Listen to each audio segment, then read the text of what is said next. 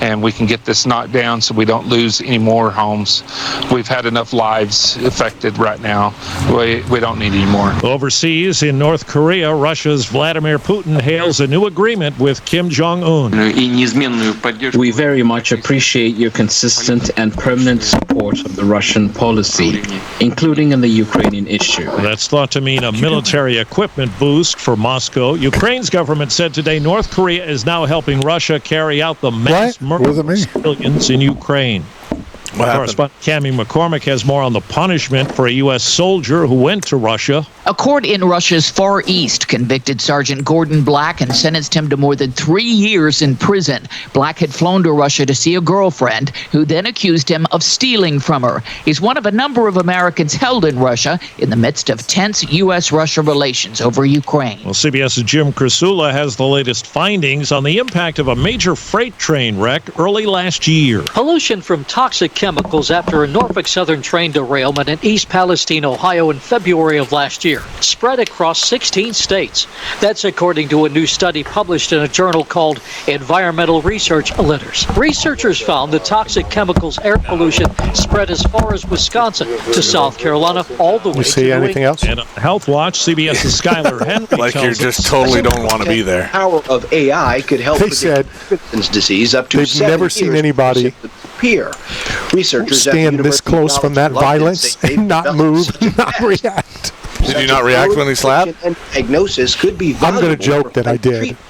Once or twice I flinched a little. Right. So we're going to talk about that. We've got the guys on. One outage for 2 hours. But they're like, you're so used to covering sports that, where everybody else is oohing and on. Plus, I think it's part of your MO too. Right. No, it is. You just you got that mug on all the time.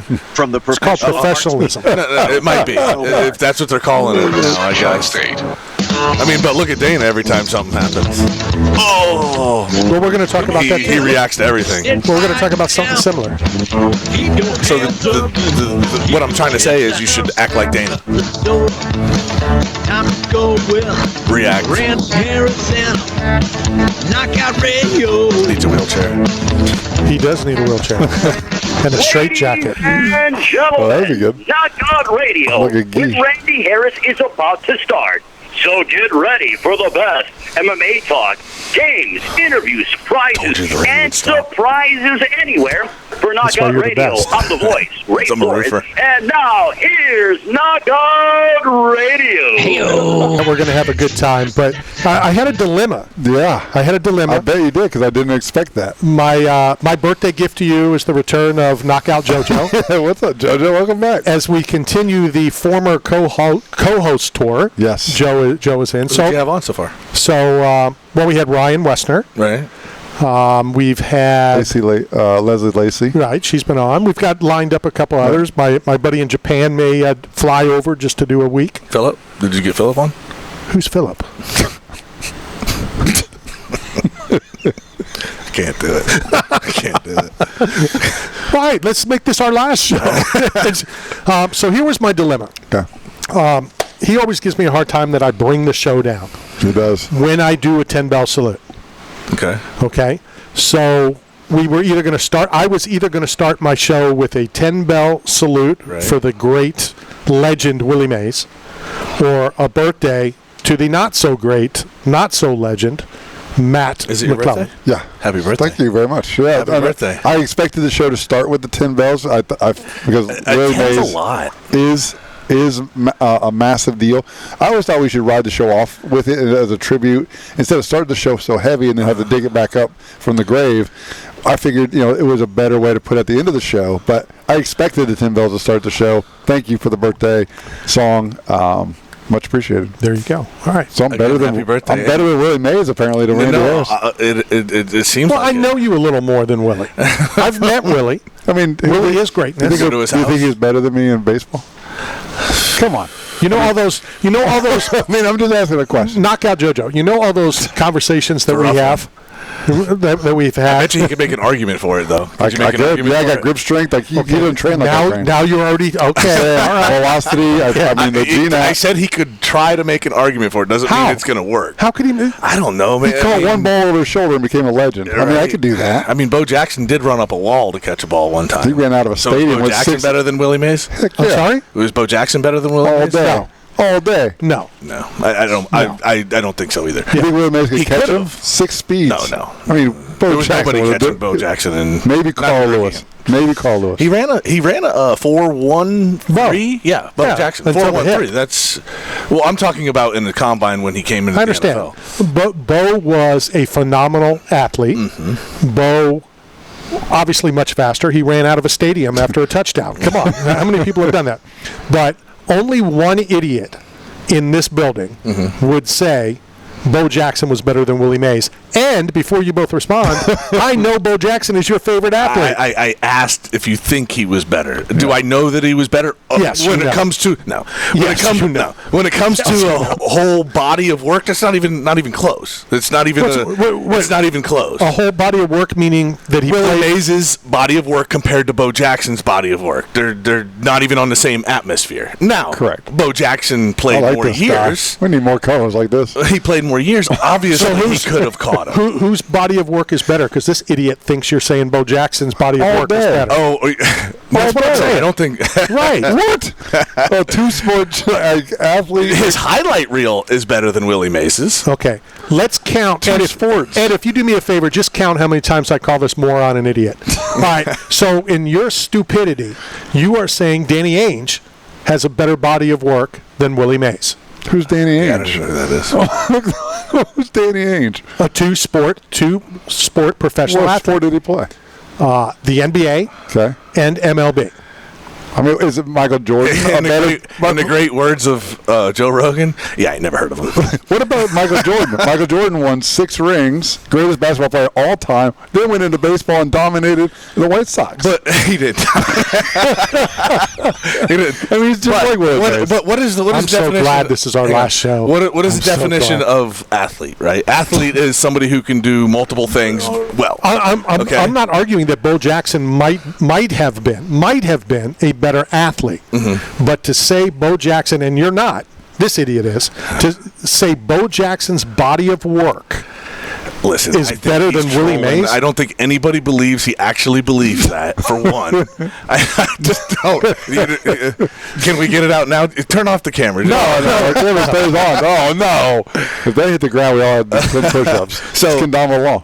Let's just make him happy for 1 second. Do you believe Bo Jackson's body? Willie Mays is the best. I mean, he's not the best, he's a legend. But people are already saying that he should have been in that conversation of GOAT status of Major League Baseball. Could you imagine? I bet you some people do have an argument for it. And if he had the technology of today and the nutrition and the recovery and the tools of today, he would be the same superstar that he was back then. It only took 10 minutes to get into all those other theories. Okay. I'd like to keep you on your edge. Willie Mays, 660 home runs, over 3,000 hits, 32.93. The only thing that I'm not overly impressed with, batting average of, what do you think his batting average was? 198. See what I put up with? It's like, I would have to say it's mid-threes. Yeah. 301. 301. It wasn't that. I mean, that's good. No, it's not. But it's not amazing. That means it's not. You're it's failing not Ted Williams of the time. It's not Ted Williams, but it's above average. It's better than Bo Jackson. Well, that's probably true. So we will talk a little bit about the Say Hey Kid, Willie Mays. Scheduled on the program at the bottom of the first hour, John Ondrasik. You know who that is? Nope. You a hockey fan? He's from Five for Fighting. Okay. He's from Five for Fighting? Yeah. What's that mean? It's the group, Five for Fighting. Very famous song, 100 Years. We met him a couple weeks ago. He's on tour. And we're going to talk to John. Is that Danny Ainge's walkout song? Second hour, we're going to talk to TJ Tilley, who is... we're going to talk to TJ Tilley, who is from Slap Fight Championship, along with the GOAT, Mark Coleman. We're going to talk to another BKFC fighter in the third hour. But the main event on Friday, defending his title again down in Fort Lauderdale. Steve and I will be there. Let's welcome back Hefty Bag, Kai Stewart. Kai, how are you? I'm doing great, guys. Physically, mentally, I've been doing everything correctly. I'm grateful for the opportunity. It's hard to put into words how I'm feeling because it's like I just have one job to do, business as usual, and God's gifted me with some incredible opportunities, and I'm gonna take it full speed ahead. How different is what's going through your mind when you fought for the title and won it, when you fought and defended it, and now defending it again on Friday? Yeah, I got my world title out of the way. I wanted to be a world champion as a kid growing up. That was my life goal. I wanted to be in freestyle and Greco wrestling. So getting that weight off your shoulders has put a tremendous amount of pressure on my opponents. Like I'm going in this fight, win, lose, or draw, I'm going to have a smile on my face because I put in the work. I put it and I've done everything right.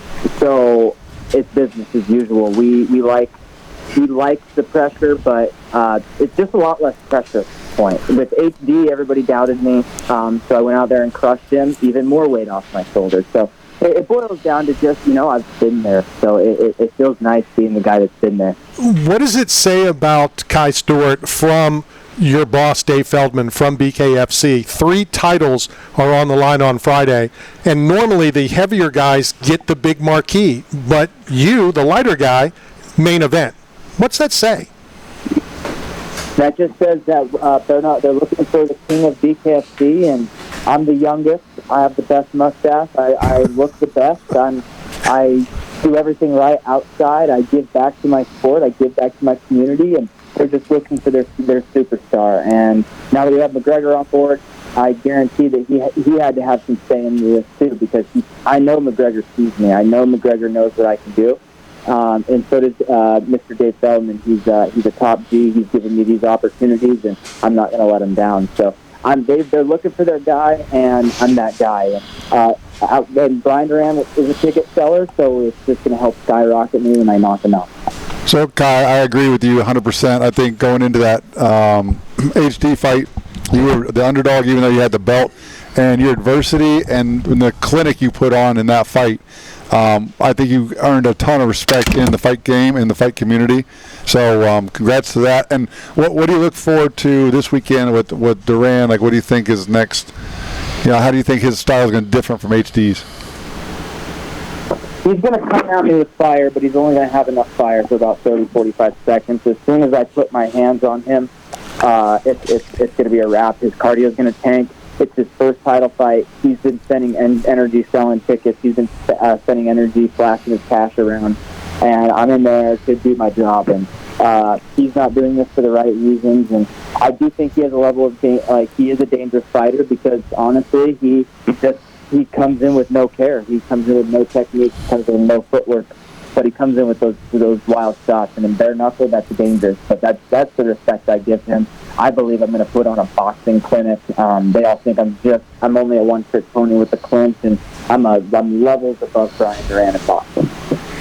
Looking at wins and losses, both of you guys have that very impressive 0 at the end.